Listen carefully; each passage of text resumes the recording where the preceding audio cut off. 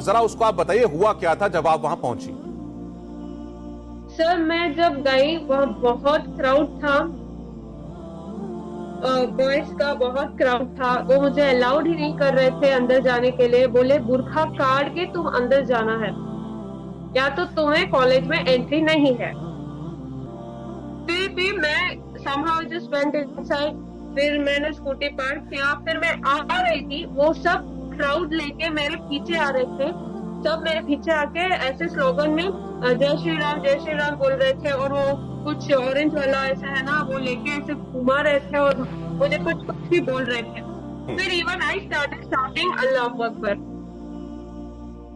اچھا آپ مجھے بتائیے کہ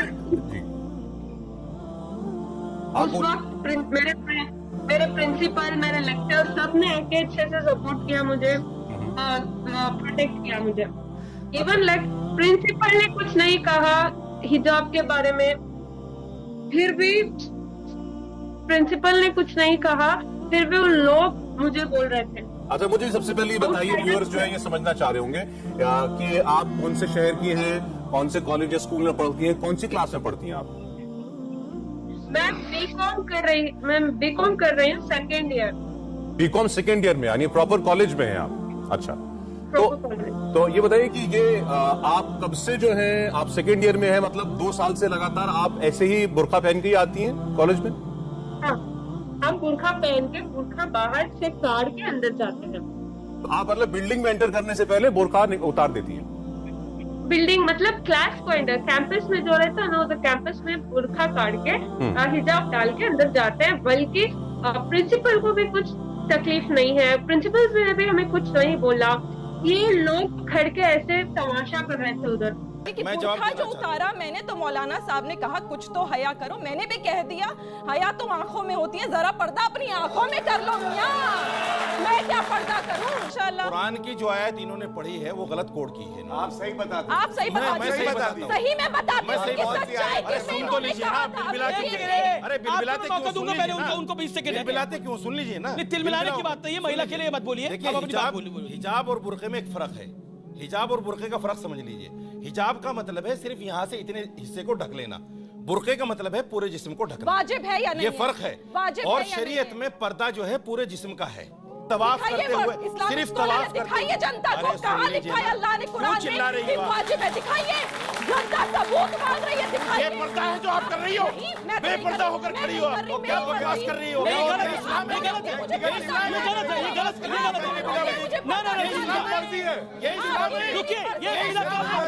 مجھے ایک بات بتائیں، یہ جو حجاب ہے کیا یہ مسلم آئیڈینٹی کا کوئی مینڈیٹری پہلو ہے؟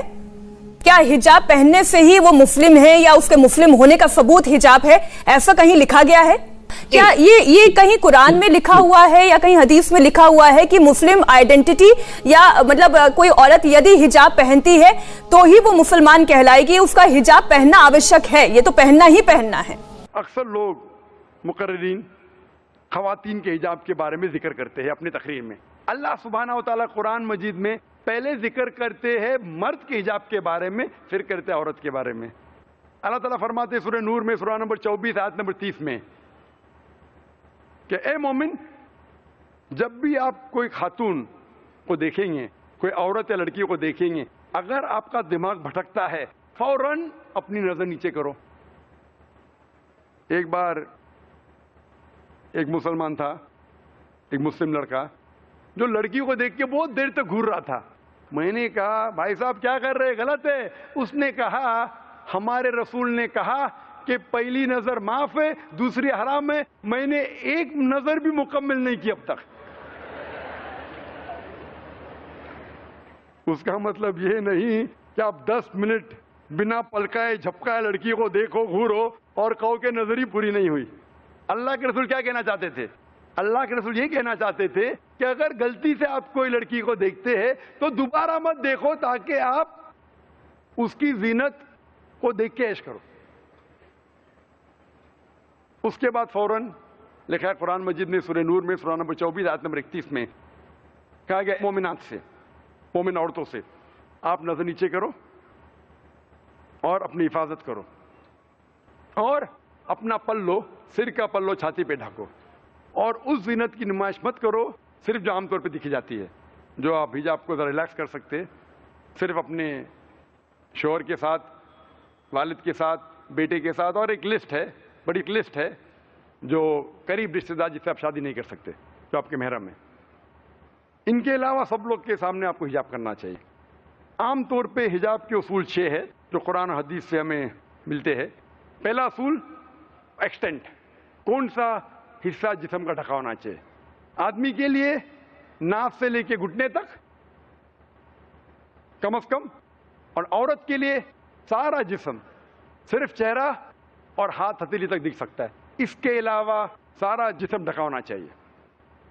دوسری شرط، کپڑے اتنے چست نہیں ہونا چاہیے جس سے آپ کو فگر نظر آ سکے. تیسری شرط، کپڑے خفیف پتلے نہیں ہونا چاہیے، ٹرانسپیرنٹ، جس کے تھرو آپ دیکھ سکے. چوتھی، کپڑے اتنے بھڑکیلی نہیں ہونا چاہیے جس سے دوسرا جنس متاثر ہو. پانچویں شرط، کپڑے دوسرے جنس کے نہیں ہونا چاہیے، عورت مرد کے کپڑے نہیں پہننا چاہیے، مرد عورت کے نہیں پہننا چاہیے. اور چھٹی شرط، کپڑے دوسرے مذاہب کی نشانی نہیں ہونا چاہیے. یہ 6 شرطیں. اور اللہ تعالیٰ فرماتے سورہ احزاب میں سورہ نمبر 33 آیت نمبر 59 میں کہ اے رسول کہہ دو اپنی بیویوں سے، اپنی بیٹیوں سے اور مومن عورتوں سے کہ جب بھی وہ باہر جائے وہ جلباب پہنے تاکہ لوگ اسے پہچان سکے اور لوگ انہیں نہ چھیڑے. قرآن میں لکھا گیا ہے کہ اللہ تعالیٰ نے حجاب فرمایا ہے خواتین کے لیے. جلباب مطلب ایک اوور کوٹ، تاکہ لوگ انہیں پہچان سکے اور انہیں نہ چھیڑے. میں آپ کو سوال پوچھنا چاہتا ہوں، اگر 2 بہنیں تو یکساں ہے، ٹوئنز ہے، جڑواں بہنیں یکساں دکھتی ہے، دونوں خوبصورت ہے، یکساں خوبصورت ہے، جڑواں ہے، اور دونوں اگر بمبئی کی سڑک پہ چل رہے، مثال کے طور پہ پیڈر روڈ کے اوپر، اور ایک بہن پہنتی ہے اسلامک حجاب، سارا شریر ڈھکا ہوا، صرف چہرہ اور ہاتھ ہتھیلی تک دکھ رہے ہیں، اور دوسری بہن پہنتی ہے ویسٹرن کلوتھز، منیز، شارٹ سکرٹ اور شارٹ منی، اور دونوں بہنیں چل رہے پیڈر روڈ کے اوپر، اور کونے پہ ایک لفنگا ٹھہر رہا ہے کوئی لڑکی کو چھیڑنے کے لیے.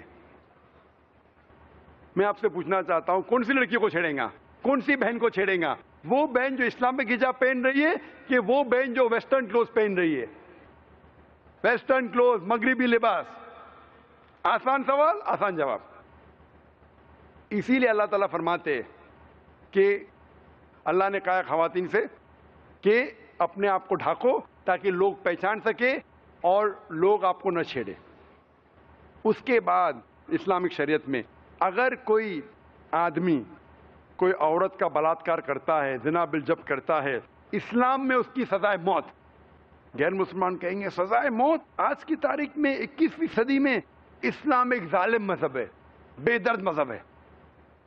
لیکن میں جب یہ سوال پوچھتا ہوں غیر مسلمانوں سے، اور ہزاروں غیر مسلمانوں سے پوچھ چکا ہوں کہ اگر اللہ نہ کرے، خدا نہ کرے، اگر کوئی آپ کی والدہ کے ساتھ بلاತ್ಕಾರ کرتا ہے، زنا بالجب کرتا ہے، اور اگر اس بلاತ್ಕಾರ کرنے والے آدمی کو آپ کے سامنے لیا جاتا ہے اور آپ کو جج بنایا جاتا ہے، تو میں پوچھنا چاہتا ہوں آپ اسے کیا سزا دیں گے؟ 100% غیر مسلمانوں نے کہا ہم اسے دیں گے سزائے موت. کچھ غیر مسلمانوں نے کہا میں تو اسے تڑپا تڑپا کے ماروں گا.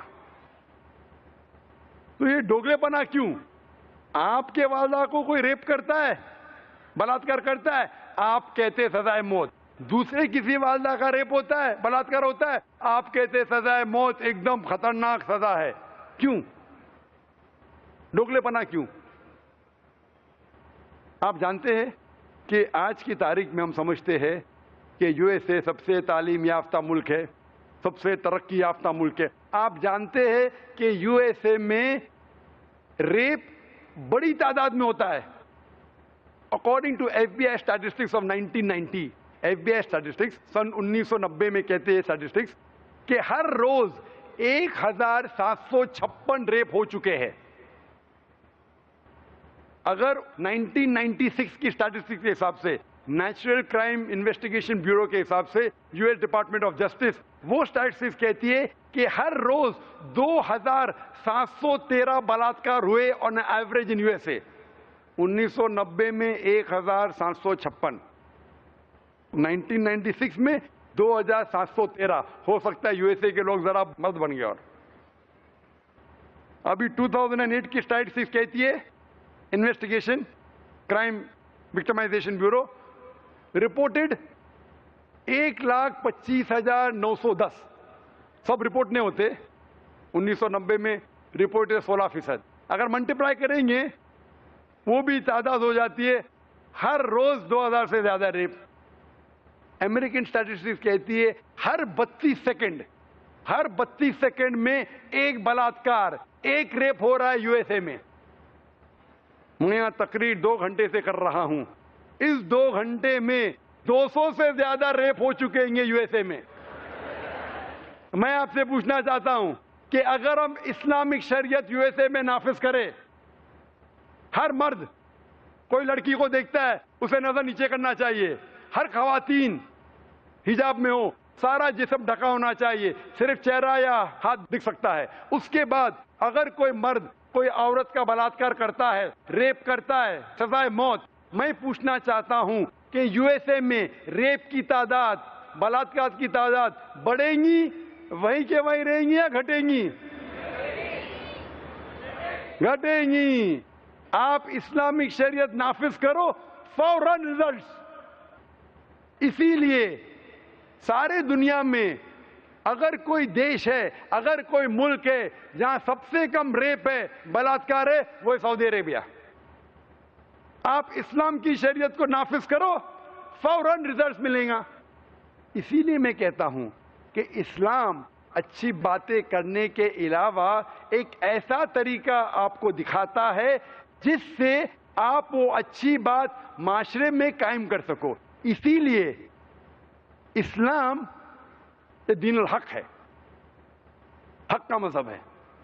اچھی باتیں کرنے کے علاوہ آپ کو طریقہ بتاتا ہے کس طریقے سے آپ اچھی بات کو عمل میں لا سکے. جس طریقے سے آخری ہفتے سنیچر میں نے کہا تھا ایک تقریر عالمی بھائی چارہ، اسلام میں دکھایا جاتا ہے کس طریقے سے بھائی چارہ عمل میں لا سکے روز. اسی لیے میں کہتا ہوں کہ اسلام ایک واحد مذہب ہے. اللہ تعالیٰ فرماتے ہیں قرآن مجید میں سورہ عمران میں سورہ نمبر 3 آیت نمبر 19، ان الدین عند اللہ الاسلام. اگر کوئی مذہب صحیح ہے اللہ کے نظر وہ صرف اسلام ہے. اپنی خواہش اللہ کے حساب سے چلنا